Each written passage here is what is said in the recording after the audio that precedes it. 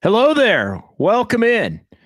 It's Dubs OT, YouTube only edition here for KNBR, the sports leader, as we've got Penn State and Notre Dame going at it over on the radio side of KNBR. But it's John Dickinson and Greg Silver.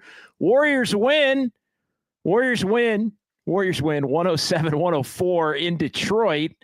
They had an 18-point lead with about, 5 minutes to go, 5.5 minutes to go.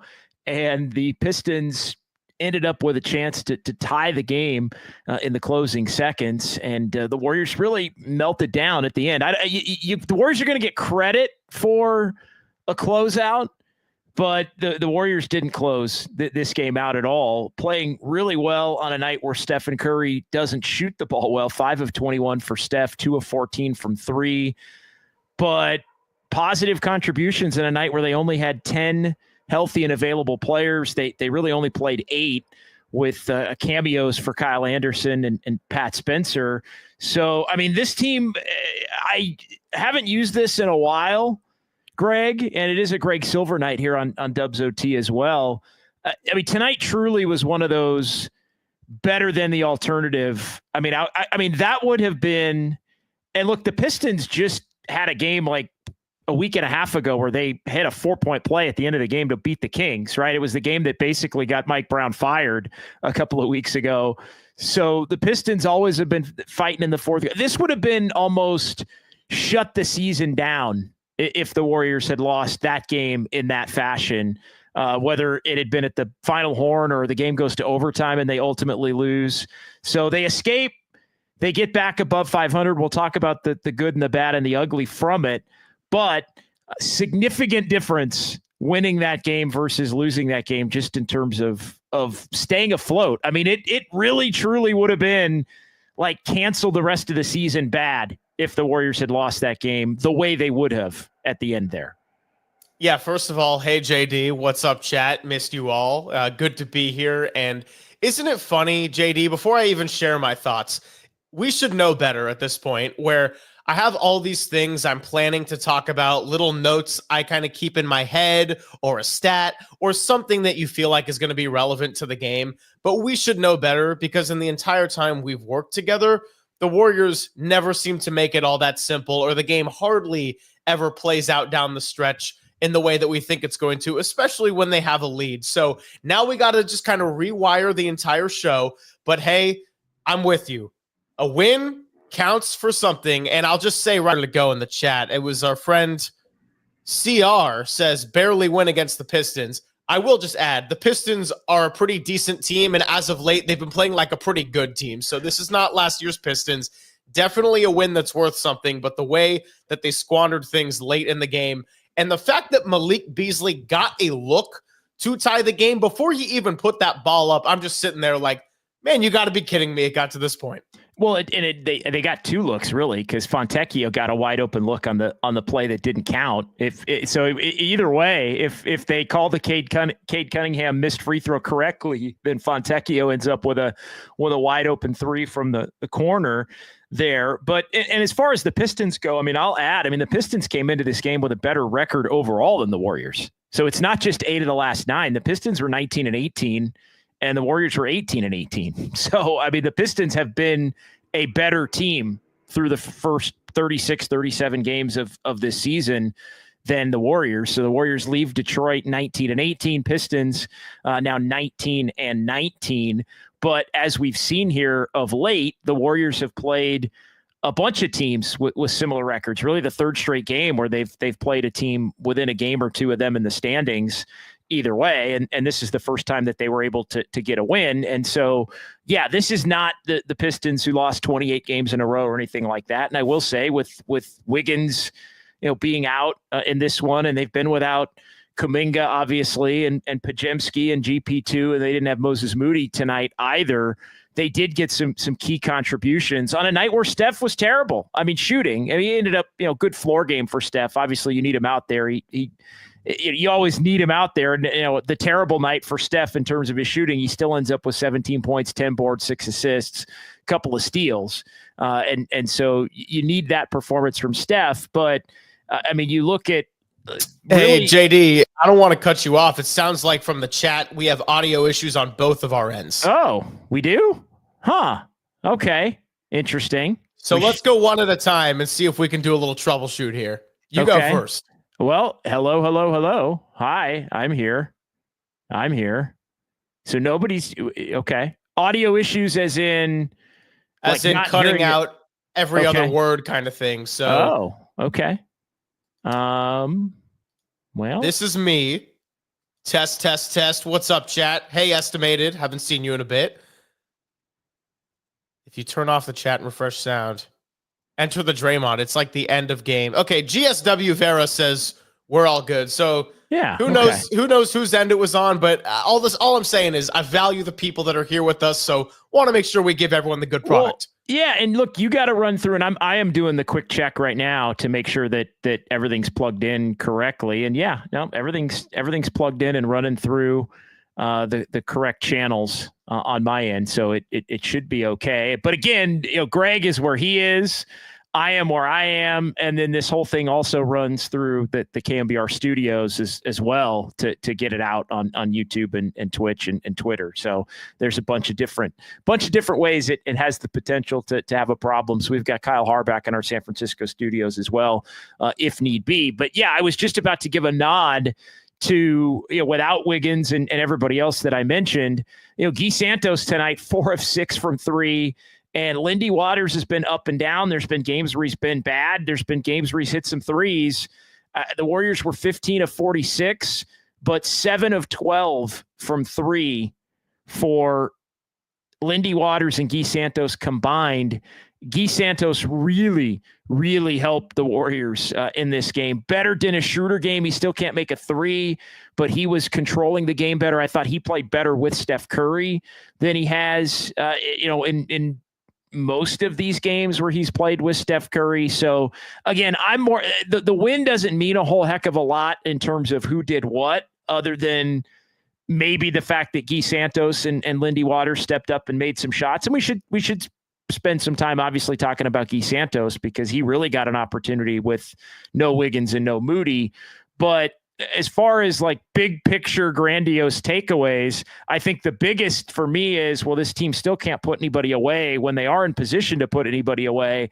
And the win, no matter how they get it, is more important, I think, than any individual, because the Warriors really right now are at a point where if they get a couple of games under 500, it truly is going to start to feel like, without Kuminga coming back for a few weeks and the seeming just unwillingness to like complete tone deaf unwillingness to make a move on the organization's part to try and help this thing forward, even in a small way, that if they get a couple of games under 500, the season truly might be cooked. Like, I do not think that's a dramatic statement to make right now. So every win over 500 is 2 more losses that it takes for you to get under 500. So I actually think in a way, this was a pretty huge win, regardless of how they got it.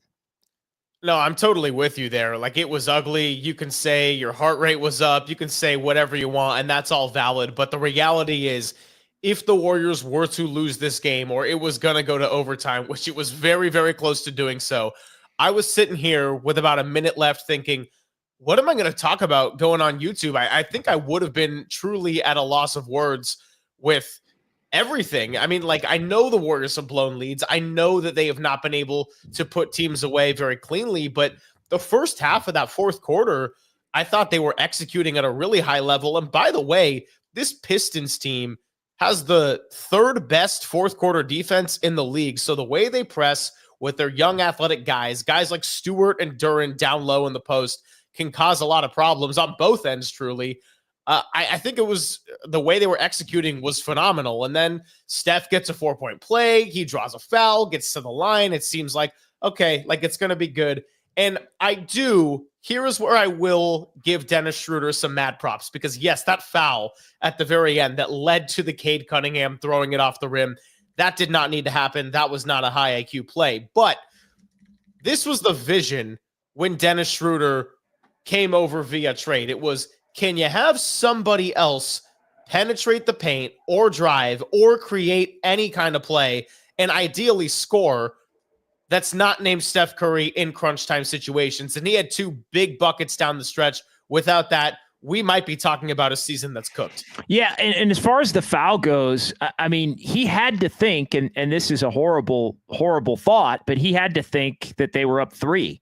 I mean, the first thing that I thought of was the J.R. Smith play in the finals back in 2018, where J.R. Smith gets the rebound and pulls it out, and I'm thinking, well, he thinks they're up by 1, and the game was tied, and it's just basic. To me, it's time and score, and that's something that, frankly, is unacceptable. Like if Schroder thought they were up 3, and it was a foul situation, obviously with them up 3, then you want to do that and not attempt to let them get a 3, but up 4, you want to just make them take as much time off the clock you can and take a 3. And in a perfect world, they miss and the game's over. But even if they make it, I'm not sure if the Warriors had a timeout or not there at the end. It looks like they did. So if they hit a 3, then you call timeout and you inbound it at half court and you get fouled and you play the free throw game. And the Pistons, by the way, did not have a timeout at the end of the game. So the Warriors would have been in pretty good shape, even if the Pistons had made a 3 down 4, as long as the Warriors don't,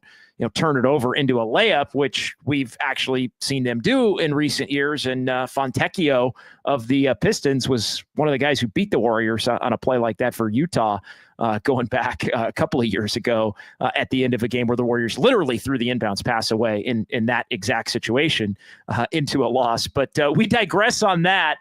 Unacceptable for Schroder to not know the score. Or the margin at that point. You don't have to know the score, but you have to know +3 versus +2 versus +4. Yeah, it was the old J.R. Smith, as our buddy FL Dubs fan in the chat referenced a couple of moments ago. That's right. LeBron went off on J.R. for doing that against the Warriors in a finals game, as we all remember very well. Here's what I'll say on the Gui Santos front. And this goes to anybody who is in the youth and playing basketball. Maybe you're still playing pickup basketball. I don't know. Maybe you're a parent and you got your kids and you're trying to coach them good habits. You can control your attitude and effort. Those are the 2 things you can control. And when your head coach and your best player go up to the podium after a game like the Heat game, dejected, kind of calling out the team, back-to-back no-shows from the offense, and you finally get an opportunity to go and play, well, Gui Santos, as far as attitude and effort goes, did exactly what anybody getting their opportunity should.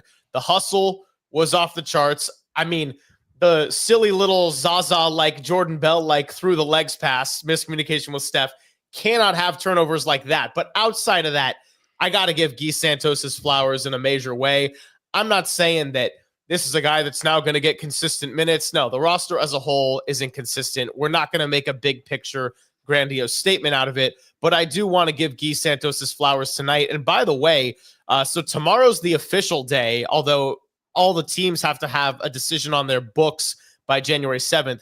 Gui Santos and Lindy Waters III now will get their fully guaranteed contract instead of being on a 2-way. So this is kind of it was kind of one of those background pieces of news that Dalton Johnson put out there, but the timing actually ended up working out pretty well with Gui Santos and Lindy Waters making an impact tonight. Yeah, or the non-guaranteed portion becomes guaranteed, right? Yes. The non-guaranteed portion becomes guaranteed. Spencer and those guys are still obviously the 2-way guys for the Warriors. And here's my thing on Santos. He made 4 threes. Like, all those other things you say are true, but he made 4 threes. Like, the hustle and the energy and all, like, that stuff's important. But here's the other thing. It's shooting. Like, you saw tonight how important just having another player out there on the court that can make shots. And Gui doesn't always make shots when he gets opportunities. Lindy did tonight. Lindy has had plenty of nights where he hasn't made shots, but you see that the name of the game, and look, I think, yes, the hustle would be part of the reason to put Gui Santos on the floor a little bit more here, maybe moving forward. Sure. But it's the shot-making ability. And I had a thought, again, who Gui Santos made me think of tonight? And, people are going to laugh, and I think his name popped up in the chat. Gui Santos reminded me of Cam Johnson tonight. because seriously, like I'm watching Gui Santos stroke open shots, and it brings to the forefront how dramatically different I believe this Warriors team would look if they had a player like Cam Johnson, somebody who's a bona fide NBA player in his prime, who is a consistent 40+% shooter on a high volume of threes on a night in, night out basis. And again, so that's independent of Gui Santos, but just having someone at that position, because guess what position Gui Santos was playing tonight? He's playing the position that Jonathan Kuminga can't play on this team, which is the 3. And he was making shots because you need your small forward to play like that. And again, Wiggins and Moody were both out, so he got the opportunity basically as the next man up, although Buddy Hield did get the start, and the Warriors played the 3-guard lineup basically at the beginning of the game. So yeah, that was sort of the ancillary Gui Santos thought, was like, God, like the shooting, if you get somebody that's a bona fide NBA shooter. And look, Vucevic to a certain extent applies, different position, but to me, it's not as much the big man that can do it as the wing, the 3-4 type guy that can do that. I would love to see that type of a player with Andrew Wiggins and the two of them playing together on a front line at the 3 and the 4. So again, independent of Gui Santos, just having a player with that type of skill set, it made me, I apologize for going there, Greg, but it made me think of Cam Johnson.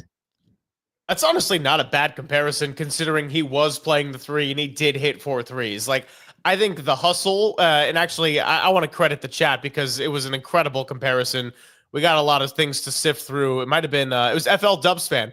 Santos poked away so many balls and was giving up his body like it was the NCAA Final Four.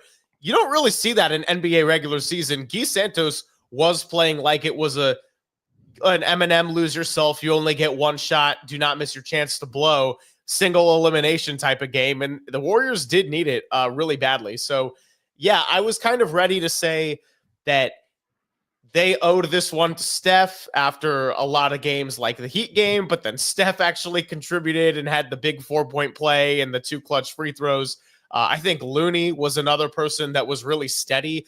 I actually would like to give some love to Trayce Jackson-Davis as well, because I think that the subs for Looney and Trayce Jackson-Davis and when they were put into the game made a lot of sense in the fourth quarter. The offense went dry overall for the team, but I thought Trayce Jackson-Davis has done a much better job of finishing above the rim. It kind of infuriates me when he can get about this distance from the hand to my microphone to the rim and not be able to finish sometimes, but he's doing it more confidently and more authoritatively. And then Looney was just giving the best version of Looney, extra possessions, smart defense for the most part, the rebounds that will either be momentum stoppers for Detroit or continue to build momentum for the Warriors. I mean, that third quarter execution and early fourth quarter with a lot of down low in the paint against zone, which the Warriors got destroyed by against Eric Spoelstra and the Miami Heat. They attack the zone much better. And yes, I know the Pistons are younger and they're not exactly the caliber of team as the Miami Heat. But if you look at the records, they're kind of neck and neck right now. They are. And TJD plus 16, that's a game high plus 16 with the 14 points, 10 boards, 3 assists. And yeah, just his impact was felt in his 26 minutes. All right, here's one I'm just going to throw at you quickly. Why does it seem that the Warriors play better? And look, tell me I'm crazy, but why does it seem like the Warriors play better when it's just, hey, these are the 10 guys? Like, just pick 10. Hey, these are the 10 guys. That it's only 10, and it almost doesn't matter what the 10 are, but it's only 10. And, you know, obviously you want Steph to be a part of that, even though the Warriors have won some games without him. But, I mean, it's just 10 guys. Simplify the rotation. Your bigs are going to be Looney and TJD. You got Draymond. You're playing Kyle Anderson a little. Gui Santos is basically playing the 3. You got to go small and play Buddy a little bit at the 3. It's Waters and Schroder. You know, a couple minutes of Pat Spencer. Like, the simplified, almost don't have to think about really building a rotation. anecdotal. Maybe I'm crazy. Maybe it's not even a factor or true, but it seems like on the nights where the Warriors are closer to that level, they play better. I don't disagree with that whatsoever. And I guess my best explanation would be that the Warriors' DNA for so long when they went to 5 straight finals was you could plug in just about anybody off the bench and they would be ready. And part of it was they were such a dominant team. They were playing with leads. They could hold on to leads in a much more effective way than they can in these last couple of years. In fact, they would usually grow and Steph would sit the fourth quarter all the time. And if it wasn't Steph's night, it might as well be Clay's night. And it was very rare that you just got a giant stinker across the board.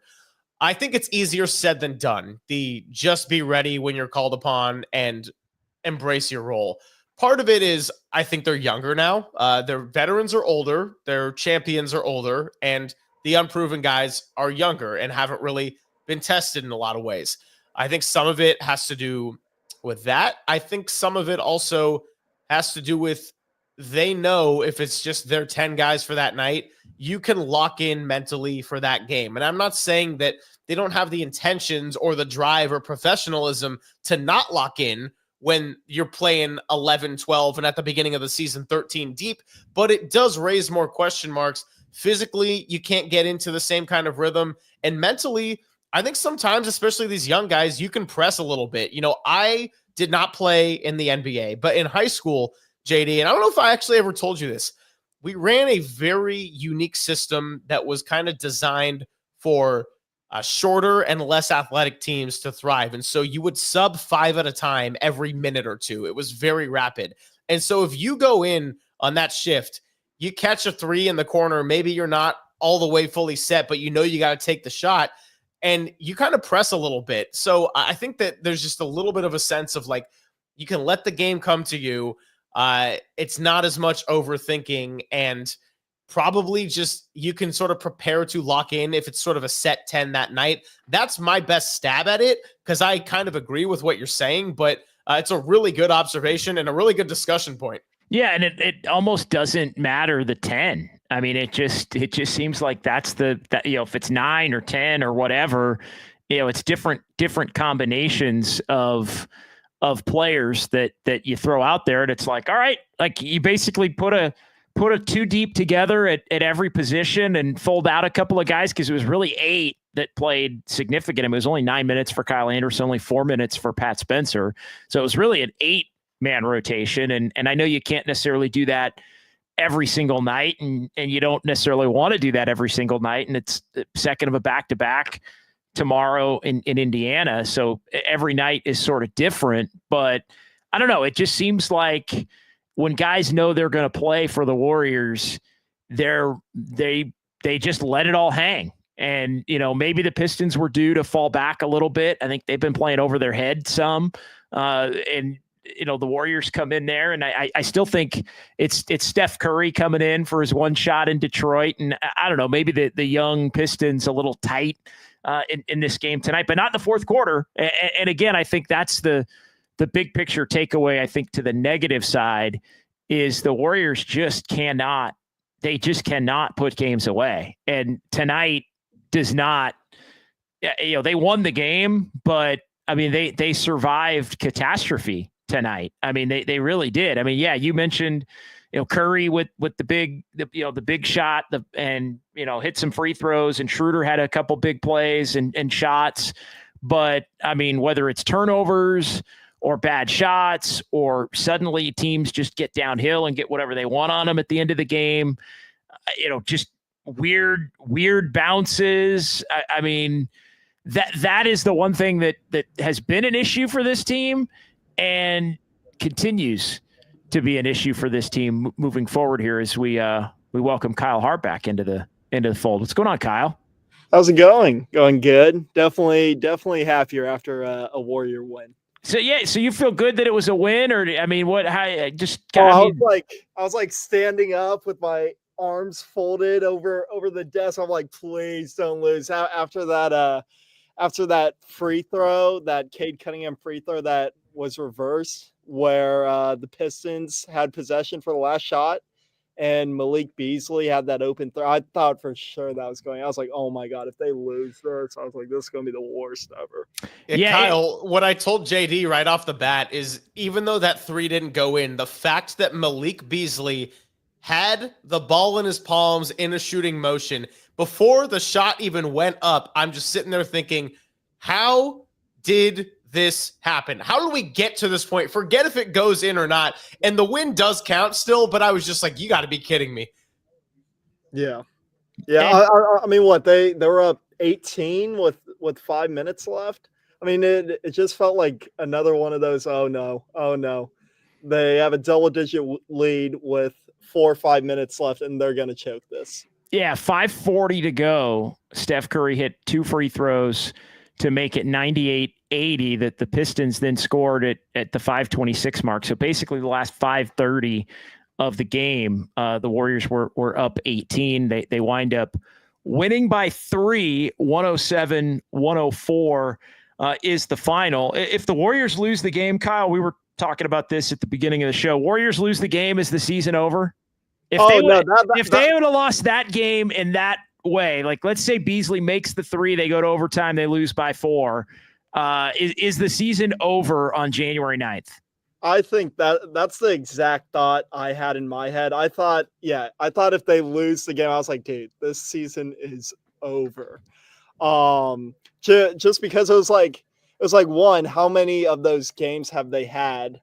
And then 2, it was just like, okay, they had back-to-back excruciating losses, and then you just had a third loss in a row. That was probably going to be the worst loss of the season. Yeah. And then for the first time this season, they would be below 500. So that's why, I was like, at that point, I thought the season would be over if they lost. Hey, just to peel back the curtain for everybody too, what I was not ready to go do tomorrow is to be sitting in a chair for 4 hours from 10 to 2 in depression, being like, I don't really have words for this, basically declaring that might be the final nail in the coffin for the season. And then Greg Papa telling me that there's 82 games in the NBA season and that mathematically there's a long way to go. And me being like, yeah, but bro, like how many times have we seen this? What is the magic formula here? And I'm not saying this team is going anywhere, but I can tell you this, it certainly means that we're not sitting here having a funeral on January 9th. Well, and imagine, again, just on top of it, and Kyle, you mentioned it, you'd be under 500 for the first time this year. It would be a game where Steph doesn't shoot it well after he does shoot it well in the last 2 games, but everybody else for the most part is terrible, and they get blown out by the Kings. They get blown out by the Heat after the Heat had lost in double overtime to the Kings and blew a big lead of their own.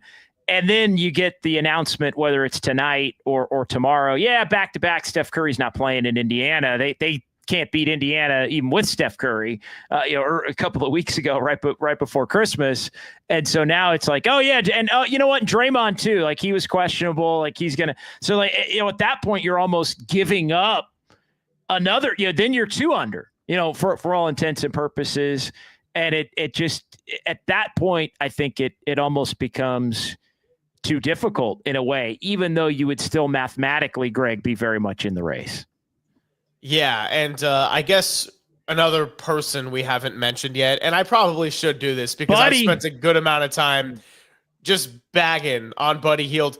He did shoot well tonight, and they need that. They need that with or without Steph's production, but when Steph is not shooting the ball well, like was the case tonight, it's a requirement to have Buddy Hield show up. I actually have somebody in my same apartment space who said around, I think it was right after they did not go to Vegas for the in-season tournament, that they like Buddy Hield. And I kind of was like, can you pick somebody else? Like, I don't know how that's going to go over the long haul. So I will give Buddy Hield his flowers for having a decent game tonight. Well, and he's Buddy, been atrocious. Buddy in his career, and again, I think Buddy, I don't know. I felt from watching Buddy Hield in his career, and again, I know this is not the same Pistons team, but Buddy Hield probably thought it was the 8-30 Pistons. And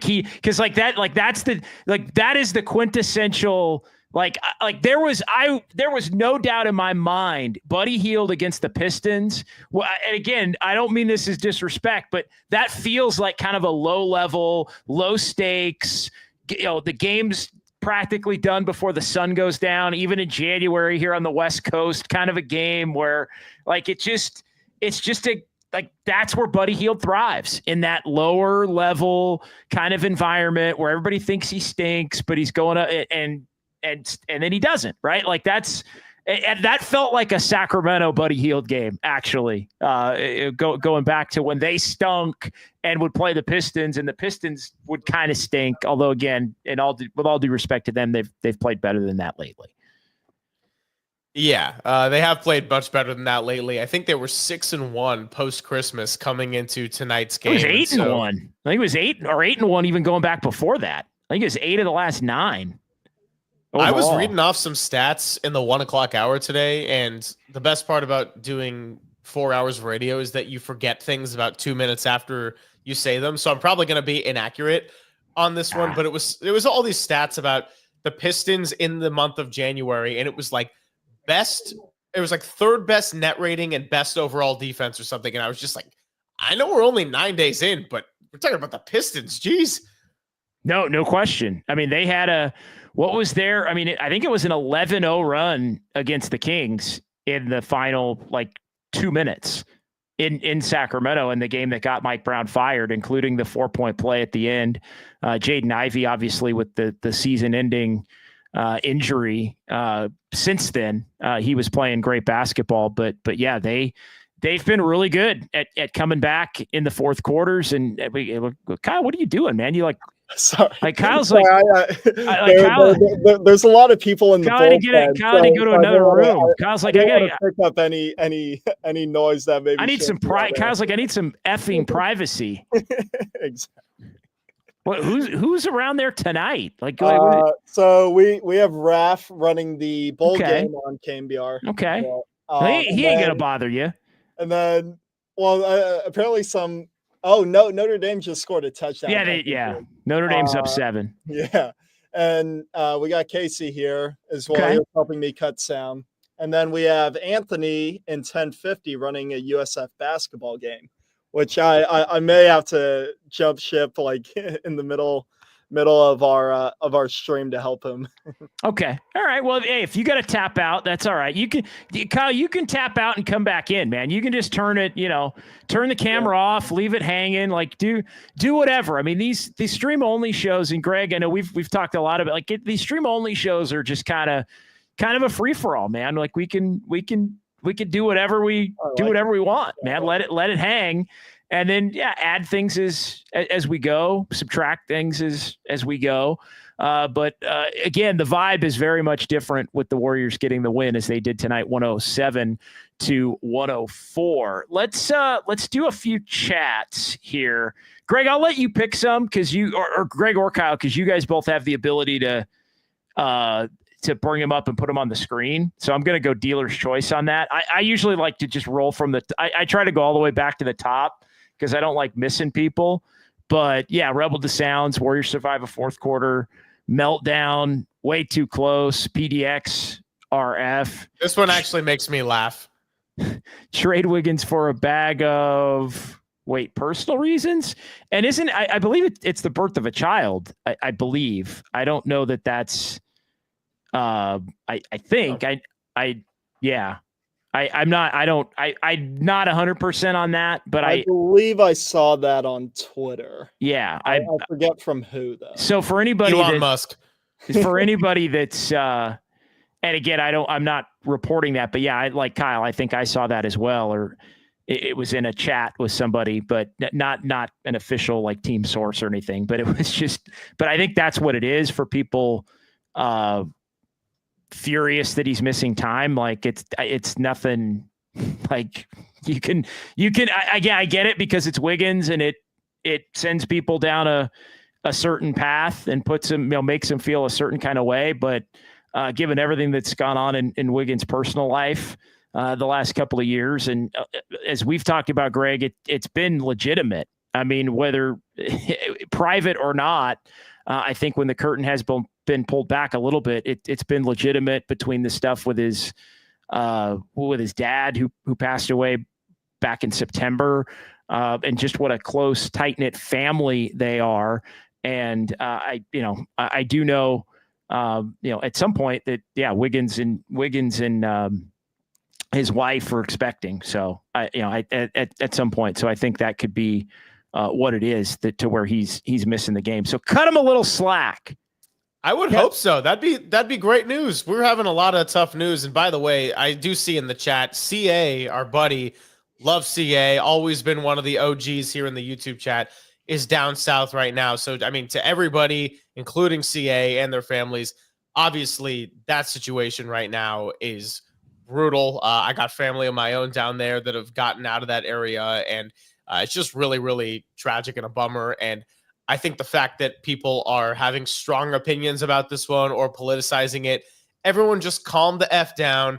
It's okay. Like, just focus on the things that are bigger than sports right now. And so for CA, and I know he said his family was elsewhere right now, but just stay safe and just keep monitoring that situation. It's been a tough week.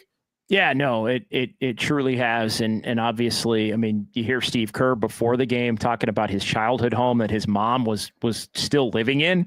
At this point, she had to evacuate, and the home is Redick. Yeah, JJ Redick lost his home as well. I mean, just devastating. And I mean, the accounts of this, there are people, multiple people that I acquaintances, let's say, via social media, like people that we follow each other, like on Instagram, like people you meet that aren't necessarily friends, but maybe friends are friends, and you meet them, and you like there are multiple acquaintances that are a friend of a friend that I've met, and I'm seeing posts from them that they've lost their homes, like more than one, and so my heart and all of our thoughts go out to everyone. No question about it, Greg. I think well said. I mean, it's tragic. Yeah, no doubt about it. Another chat back to basketball, because it's funny now that I'm on every day and we talk about something that is real life or very serious, and then you have to do the impossible pivot back into sports. So that's what I'm going to do, the impossible pivot. The fourth option in the triple threat position that you learn at basketball camp when you're young, regulator. The vets are the ones we can't trust in the clutch. What are your thoughts on this one? Well, you're not wrong. I mean, it's a lot of the times it's been Steph and Draymond that are turning it over or taking bad shots. Or it's been Wiggins or Schroder, who's a vet, with the foul. Buddy Hield, again, you never trust him in a clutch situation. Again, I'm not singling him out specifically tonight, but it has been a lot of the time it has been Steph and Draymond, and in the last couple of years, it's been Clay too. When Clay was here, bad shot here, foul a shooter there, lose somebody that gives up an open look here. I mean, it's been a lot of that. I also think, part of the Warrior lore through their dynastic run, guys, was the fact that they were so talented and came out on top at such a high percentage that I do think we tend to at times revise history as to just how buttoned up they were in clutch moments. Like typically what would happen, like if Steph Curry had a brutal turnover or a couple brutal turnovers at the end of a game, like a lot of times we would forget because the game would be tied and then Steph would hit a 30-foot three and they'd win the game. And it'd be like, oh my God, Steph Curry's like, you forget how you get to that point at times. And I think the Warriors, while they have gotten the results when they were on the dynastic portion of the run, and the results in those games have dwindled as time has gone on. There were a lot more moments, if you really go back through it, where they would make mistakes, or there would be turnovers, or there would be bad shots, or there would be defensive miscues. Like, it was not always as perfect as I think we revise it to be, because the end result wound up with them on top more often than anybody else by a greater margin. And now on a night in, night out basis, that margin for the Warriors specifically is just not there. And it has caused them to lose a lot of these games with a lesser talented squad. Yeah, another chat point that kind of is a good pivot off of that. And I do just want to give FL Dubs fan a shout out for mentioning one of my points from a while back. Don't even remember when I said that because it could apply to many games. But he said, for the most part, tonight the Warriors played smart, and that's why they won. I mentioned a few weeks ago that they don't make a lot of smart plays, and sometimes that does fall on the shoulders of the vets. It has been a trend before and during this losing streak. Yeah, and they didn't play the smartest when it all started melting down at the end. The Gui Santos turnover through the legs obviously falls into the category of something like that. But the execution and the Kevon Looney, Trace Jackson Davis, Kyle Anderson being able to finish inside. When you're talking about the third quarter, what kept them afloat in a quarter in which I think they really got outplayed, and then the first half of the fourth quarter building that lead that was just enough to have them hold on and prevail in this one. I think it was really clean execution against one of the better fourth quarter defenses we've seen this year. Yeah. Again, that's the way it's got to be. And again, it still got too close for comfort. Even with all of that, it felt like in any moment, Kyle, I don't know how you were. I mean, you kind of were laid it out like you almost felt like Beasley was going to hit the three, or Fontecchio was going to hit the three if the play had counted there, if they had gotten the call right. And because the Warriors have that would have been an all-timer, and we've seen a lot of all-timers. And I think that's the part that I think is even more alarming in when you look at the way this game, like they won the game. I think you're right. They played for the most part a pretty smart game, and it still got to that point. Like it still got to that point when they had all these contributions. Like it doesn't take that many miscues right now for this team to put themselves in a really, really compromising position.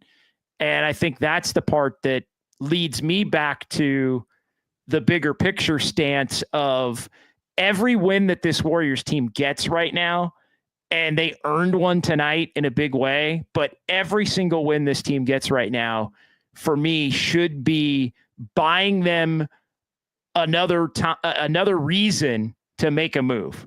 Like it's buying them time, and that it doesn't feel like the season is over, but it's also go make the freaking move to increase your margin for error. Otherwise, you're going to lose the next game that plays out like tonight's game did. Yeah, no, I think that's really well said. By the way, Steph, 10 rebounds after all that. So he's 5 for 21 shooting, 2 of 14 from deep. But our buddy EB here, 10 rebounds for Curry. I had to look that up. I didn't actually know that in real time. I'm going to leave Kuminga alone on this front, because had the Warriors ended up in overtime and or lost that game, we would have been talking about how badly they've missed Kuminga's offense. So I'm going to leave Kuminga alone right now.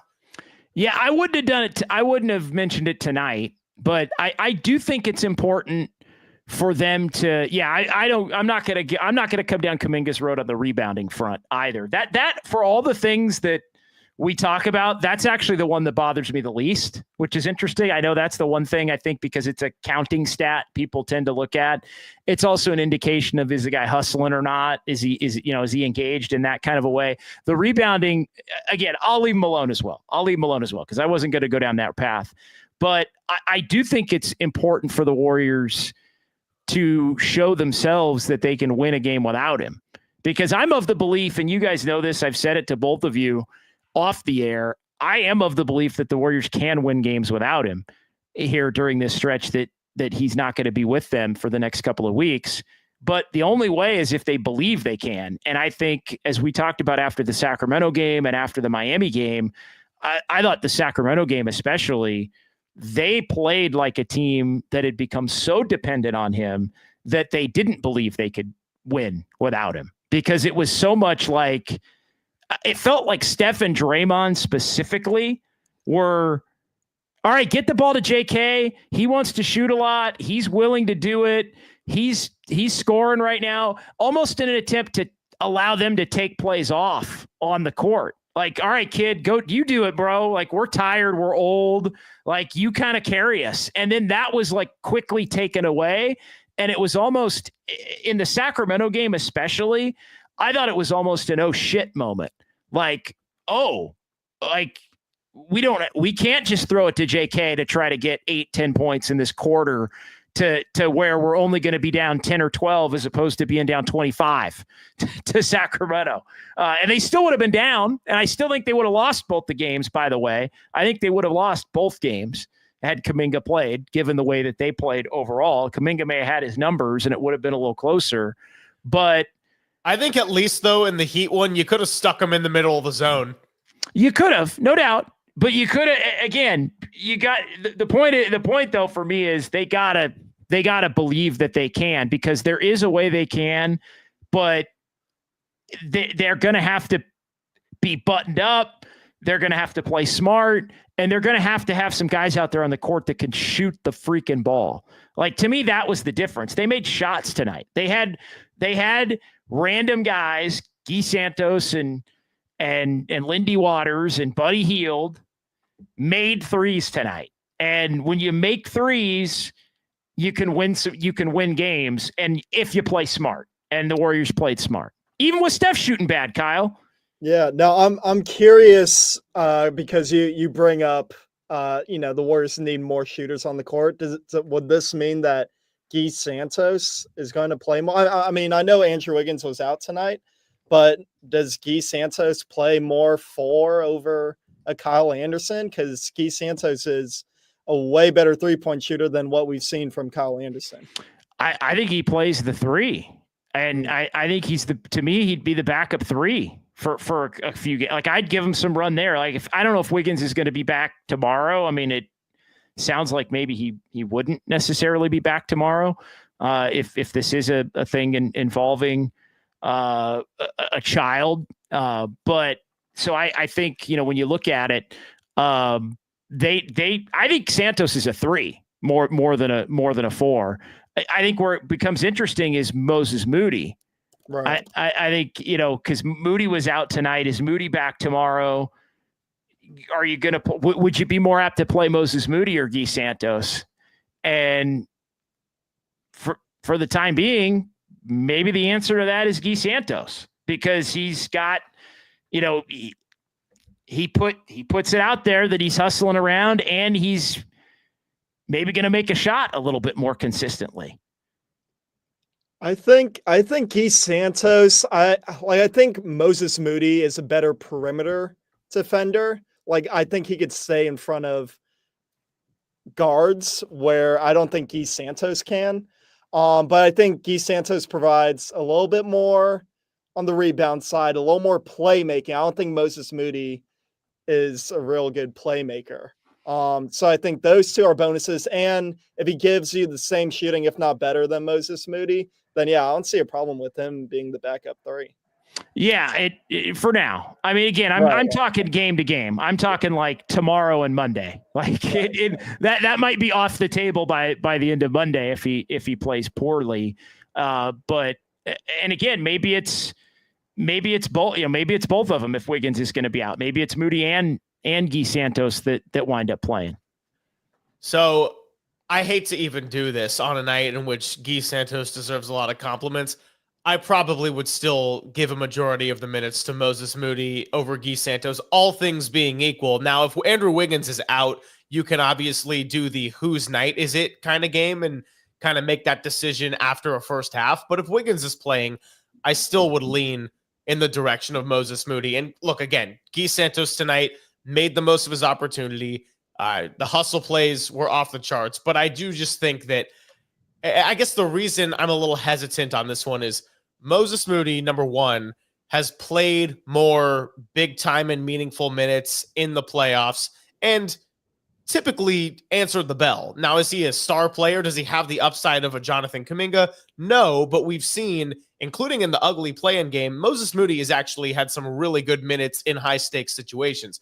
I think number two is that we can get so reactive to seeing one game, like the Lindy Waters stretch against the Pelicans when he came out of nowhere and Steph was out. And I do think Lindy Waters has some value, especially as a defender, because he's just a little bit bigger and he's got the length. And if he's hitting threes, then you can play him.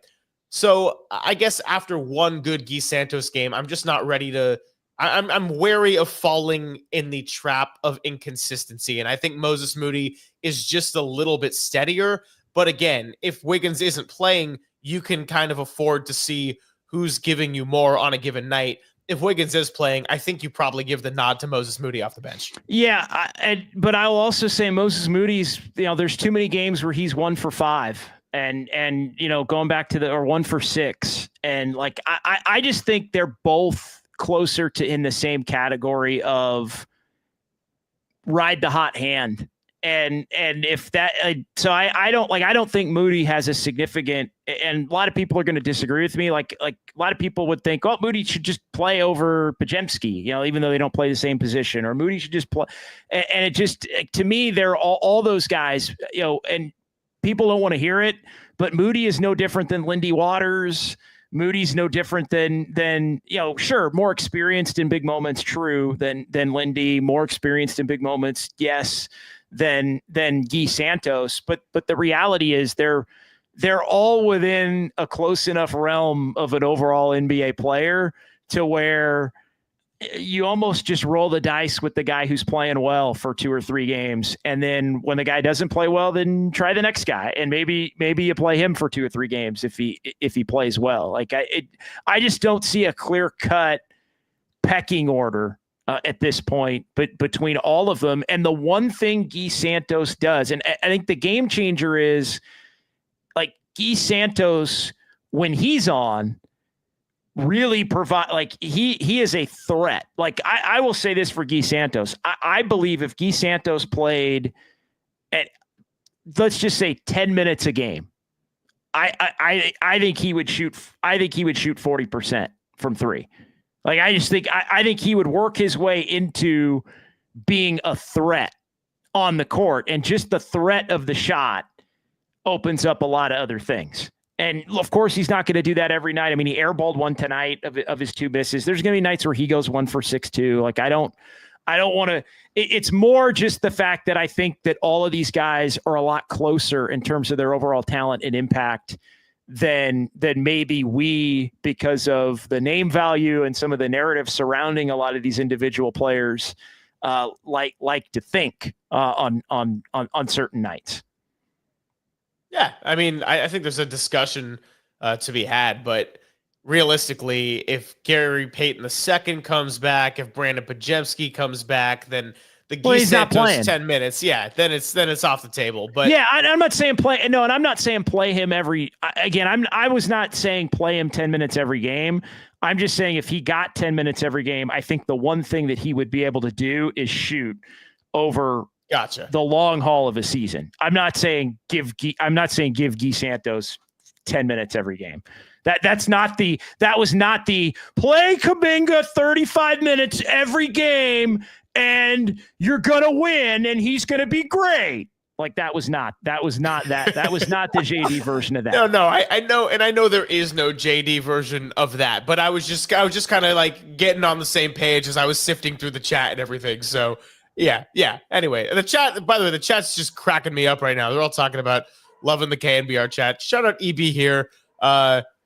This chat's fun, man. KNBR chat's great, man. Chat. Yeah. San Jose Jazz fan 4, JD flexing the math skills. What was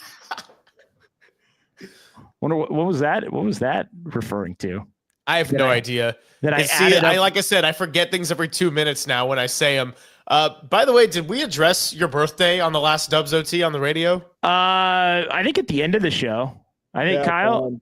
Yeah, it was at the very end because we were at that point. I think we were. Happy birthday in 38 minutes. Yeah, we were. It was about 11:25 by the time we had a spirited show on Tuesday at Harmonic after the Warriors got beat by the Heat, after they got beat by the Kings in the fashion that they did. It was 2 hours of just letting it out.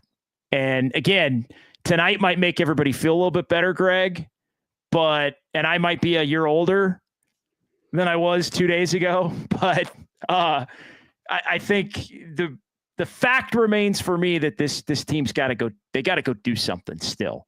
Like you can't continue to play it out the way that the way that it's going. It just seems like they're reluctant to do it. I mean, they got to do a few somethings, man. More reporting today. They don't want Zion Williamson now, and they're like the third different. They're out on Jimmy Butler, which I understand, and they don't want Kuminga to go anywhere. And okay, like then. They don't want to give up a first for Vucevic, which I wouldn't give up a first for Vucevic. But apparently that's what's holding up being able to make a move for Vucevic now is the fact that the Bulls are just, first, we want a first, want a first. Give us a first. Otherwise, we'll just hang on to him. Here's the thing, though. And let's just be real about it, because I think that when everyone works through trade scenarios, and we all have done this as fans or once fans or current fans that listen to the show and hang out on the stream, you always are going to see it from your team's perspective. And the reality is other teams know that the Warriors are much more desperate. So they're probably going to have to give up a little bit something extra than they would in a perfect world. And I'm not saying you got to go crazy overboard. Like, there are lines to be drawn. Lauri Markkanen, what he was going to cost was probably going to be too much in the end. But if it requires a first for Vucevic, maybe that's something where you say, okay, fine, we'll take the swing and the risk. And I don't know if you saw this, but Sam Amick, I guess, was talking on FanDuel TV about a very heated and spicy little conversation going on between Mike Dunleavy and Joe Lacob after that Heat loss. So it's like, yeah, this was a nice win in the sense that they held on and avoided catastrophe, but the game of inaction is going to shoot you in the foot before you even walk out the door. Well, let's get into that a little bit here. And Greg, I know you got to run, but let's before we let you go. I mean, what do you make of that? Like, what do you make of the frustration? Because Steph Curry was clearly frustrated after the game on Tuesday night and the loss. I mean, everybody had the video of him pacing around the bench and look, there have been many instances this year of Steph being visibly frustrated or concerned or upset or distraught or, pick your word. What do you make of the frustration between Joe Lacob and Mike Dunleavy specifically? That they hate losing, like all of us do. Even media and radio hosts hate talking about losing. I mean, dude, I got the voice of the 49ers I'm sitting next to every 4 hours every day. And like, I hated how the 49ers season went. He's in like post-football depression right now because you know what? Losing stinks. So that's what I take away from it. And my answer would be, okay, if you hate losing, like, you got to do something about it, because it's very clear that the route of inaction is going to get you nowhere. And by the way, this is the most frustrated and dejected I've ever seen Steph. So I will go in a second, but I'll leave you with the topic of, like, we've seen Steph Curry have emotional outbursts. We've seen him kick the chair after Draymond got ejected in Orlando and he hit that night three and everything. But this is kind of a more prolonged and kind of sour tone and a little bit of a dark cloud of Steph that we haven't seen. I mean, he is really pausing at the podium for a long choice of words.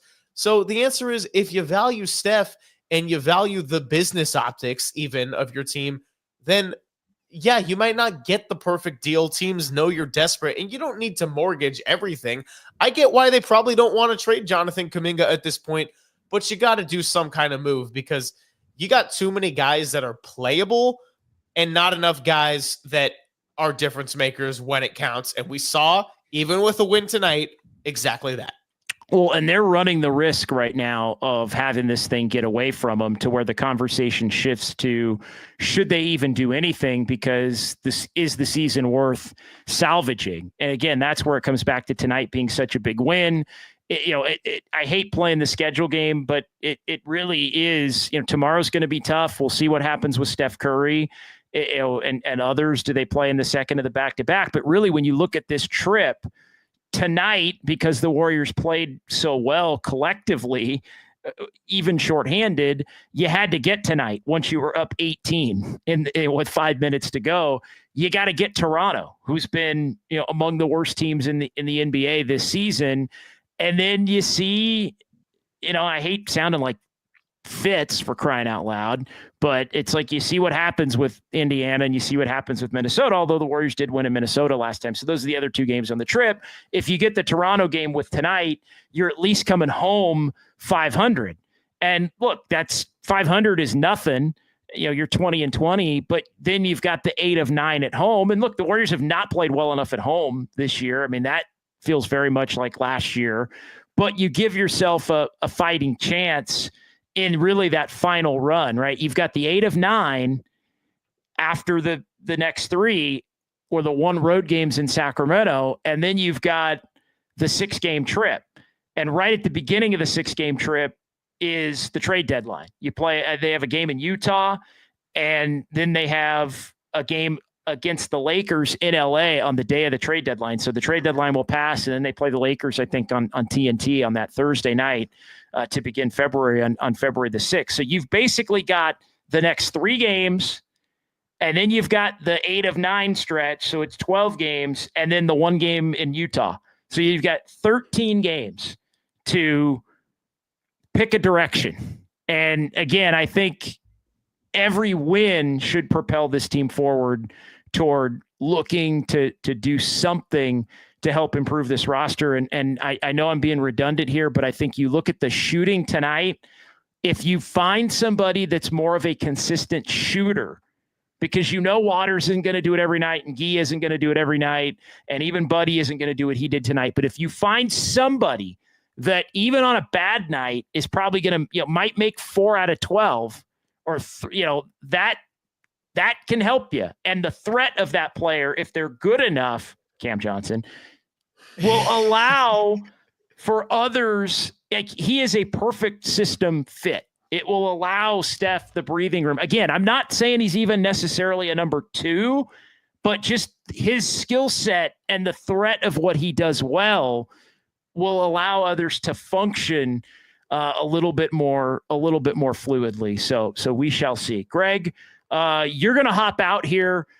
Kyle, let's go maybe another 10 minutes or so. I want to get a few more in the chat here to kind of wrap things up and look a little bit at the scoreboard of the NBA tonight and just kind of review the standings a little bit. And then we'll call it a night, because we're going to be right back at it tomorrow at 7:00, right after the Warriors take on the Pacers. And Greg, also, I think this is officially official now. We can officially announce the 20th thing. We could officially.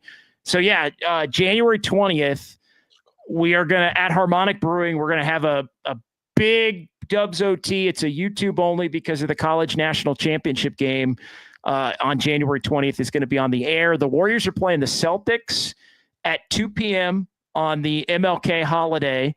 And so we're going to be on from Harmonic Brewing after that game, immediately following the Warriors and the Celtics, right about 4:30. And it's a full-blown meet and greet. Like, come on out. Yeah, Mickey D, I may have to go. Yeah, come on out. And the JD tab will be open. And we'll just be kind of hanging out. And because it's a YouTube show, we can take some liberties, right? We can bring people on. We can have a little more colorful language. Mickey, you cannot spill beer on my computer. That is the one thing that cannot happen. We almost had an accidental spill the other night, Greg. Last time I was at Harmonic, we had a spill at the table next to us. Shout out our good friend Gordo. Yeah, there was a guy that, he just he was showing off his backswing to his buddies, and his fake backswing damn near knocked his beer right onto my laptop. I think he needs to work on that golf swing then, because something's. It was just he's like yeah, it nicked the beer, and I just kind of grabbed it and moved it to the other side of the table. So January 20th at Harmonic, we're still working on some things we might be doing before the Warriors and Celtics play. So stay tuned for that, but not official. I got to talk to our buddy Jimmy over at Harmonic in Thrive City. And of course, listen to Greg tomorrow with Greg Papa on Papa and Silver, 10 o'clock tomorrow here on the Sports Leader. So Greg, good night to you, my friend. You can show yourself out, right? You guys are the best. I don't have to kick you out like Larry Krueger. You can kick yourself out. Yeah, I can kick myself out. And I mean, listen, obviously, if I didn't love doing these and didn't love hanging with JD, Kyle in the chat, I would not voluntarily spend more time blabbing after 4 hours that I do in the day. So this is great. Glad we didn't have to talk about just a calamitous game, and we'll do this again soon. Can't wait for January 20th. Yeah, no, it's going to be a lot of fun, and Greg, we'll definitely talk to you about hopping on here for a segment or something between now and then. I'm not putting you out until then necessarily, but that'll be the next, I think, full Greg Silver Dubs OT show on January the 20th. So looking forward to that. Greg, have a good night. Have a great show tomorrow. Later, Greg. Thank you. All right, Greg Silver leaving the chat here. So we got Kyle here for about another about another 10 minutes. Or so. I think we get this thing to 8 o'clock here. And let's see, a couple more here.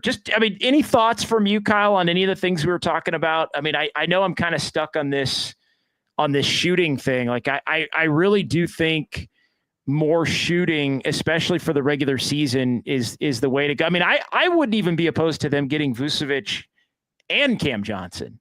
Believe it or not, like if you're going to get one or the other, I'd rather have Cam Johnson just because I think he's a better player and he's a wing. Again, it sounds like the Warriors are not interested, but we'll see how that goes. But more shooting, I think, allows this whole thing to function at a much greater level. Well, I mean, we've talked about a realistic, what would it take to get Vucevic? So I'm curious, if the Warriors don't want to trade Kuminga for Cam Johnson, I'm curious what gets it done to get Cam Johnson then. I think it's 2 first-round picks.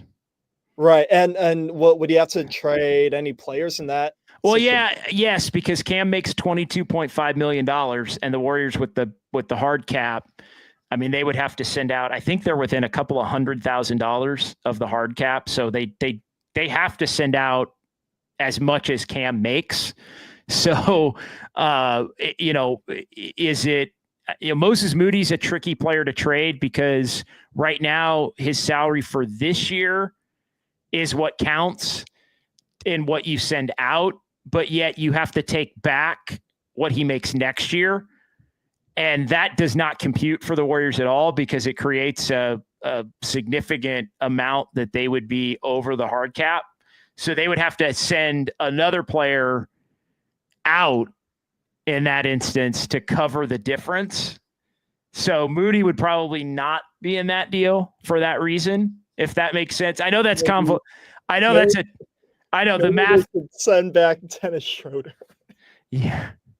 Well, I think you want Schroder though. I think Schroder's one of the guys that would be helped by Cam, but no, I think it would be 2 first-round picks, and then it would be GP and Looney, and at that point, it might be GP and Looney and like Lindy Waters, and 2 first-round picks, and I think my understanding is that the Nets are looking for either 2 first-round picks at this point. We'll see if it stands at that. And again, I think part of it is I think there are a bunch of teams that are really interested in Cam Johnson right now that are waiting for the Nets to be like, yeah, okay, 2 first-round picks might be a little much, right? But I think from the Warriors standpoint, it would stand at 2 first-round picks or Kuminga and a first-round pick, right? Because Kuminga essentially is a first-round pick, and obviously the Nets have been linked to being one of the teams that might be willing to pay Jonathan Kuminga a big deal with his free agency coming up, his restricted free agency. So I think that's the baseline. And look, I understand the Warriors not maybe wanting to give up a couple of first-round picks for anybody, given the fact that their future kind of looks bleak in some ways post-Steph right now. But on the other hand, the future looking bleak post-Steph might be the reason why you don't want to stand pat and have the present and the future look bleak. So I don't know. What do you think of that that baseline? Like, is 2 first-round picks a hard no for you? No, I'm still at the point where I think if they do get Cam Johnson, they would be a threat, but not a contender. Sure. And in fairness, like I will agree with you on that. I still think though, then be a threat. My thing is be a threat. I would rather see this team be a threat, even if they're not a contender, than continue to be what they are now and what they project to be post Steph, which isn't great with or without Kuminga. Right. So I mean, I think if you have 2 to 3 years of Steph and you get rid of your first round pick this year, your first round pick next year for Cam Johnson and the contracts to match his contract, I think I would do that. I would think I would have to keep Kuminga because I think a lineup of what would that be? Steph, Schroder, Wiggins, Cam Johnson, and Draymond isn't that much of an improvement as what they've been rolling out with Kuminga helping. Well, I think they also could. I'll say this: if they could somehow get Cam Johnson without giving up Kuminga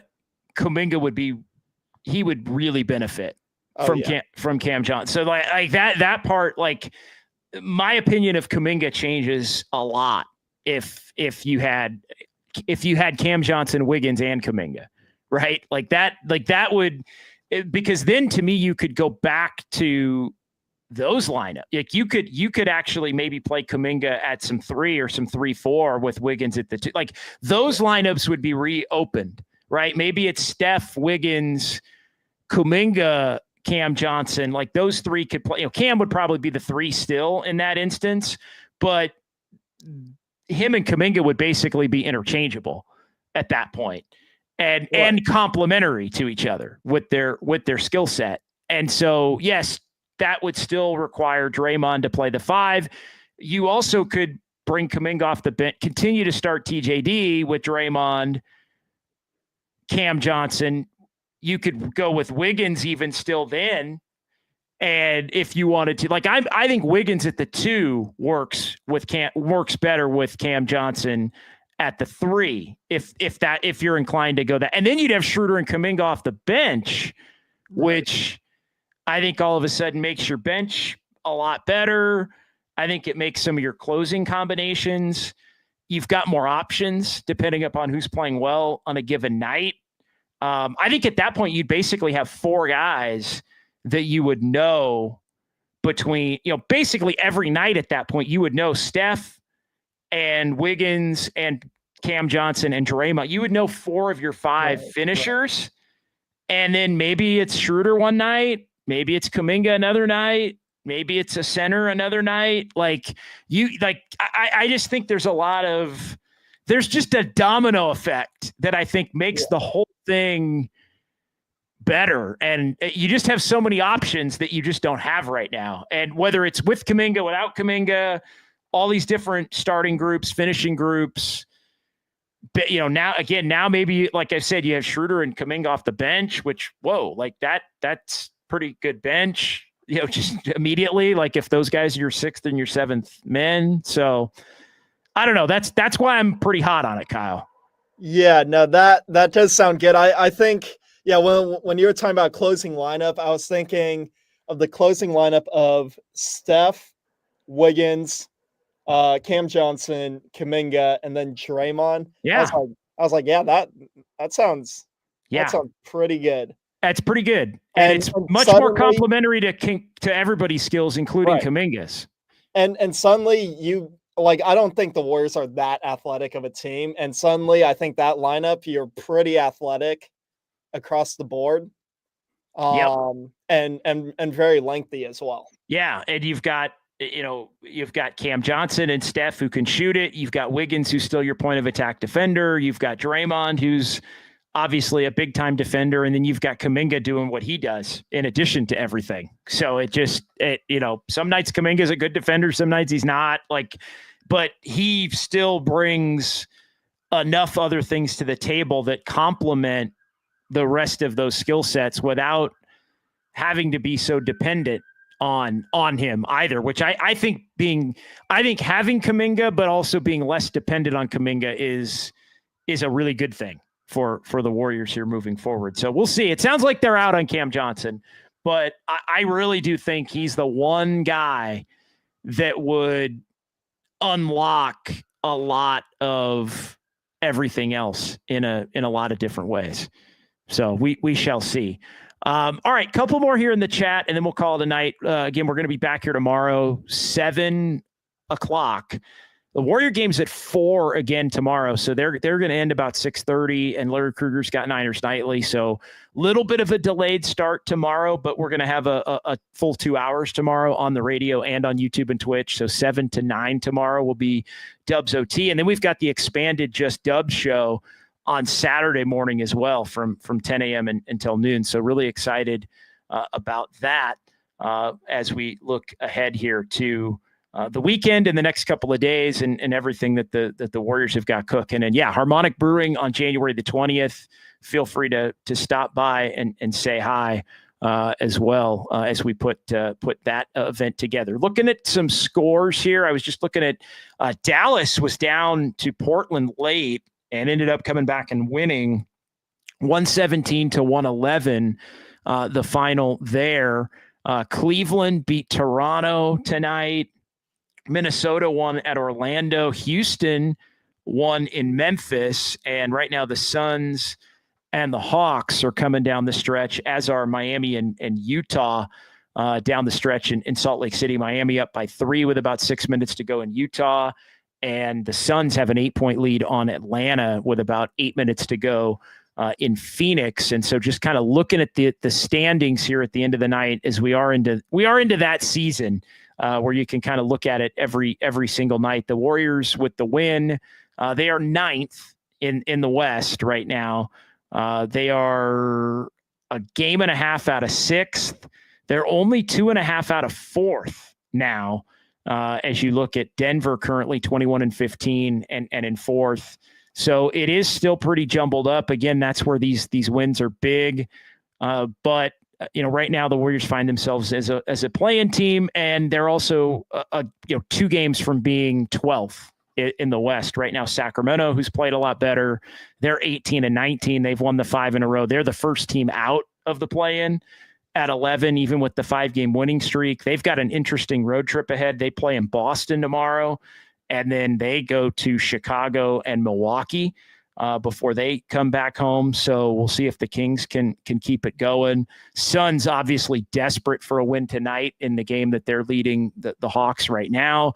And San Antonio at 18-19 is they've lost 3 in a row, but they're currently 10th in the Western Conference and in the play-in tournament. So the play-in teams right now are Minnesota, the Clippers, the Warriors, and the Spurs. The Warriors should be hosting the Spurs if the season ended tonight, and then have to beat the Timberwolves Clippers loser to earn themselves a playoff spot. So still not the path I think that the Warriors would want to have here if the season ended today, but the season does not end today, and they still very much have a shot here.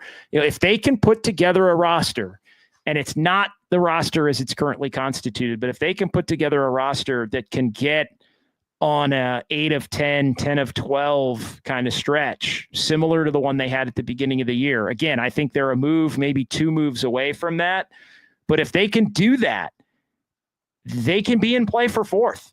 Like they truly, but that's what it's going to take. It's going to take a 10-2 type of a stretch. It's going to take a 12-4 kind of a stretch.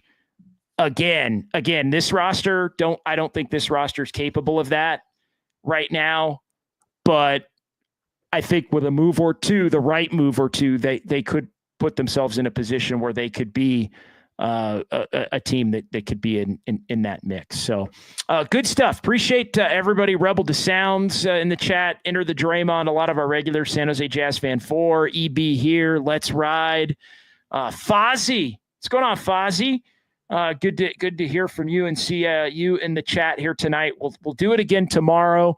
Kyle, big thanks to you, my man. Great stuff. As always, as you step up and step in here on these stream-only shows, it was a pleasure to have Greg Silver with us, and we'll talk to you tomorrow right here, KNBR, the sports leader.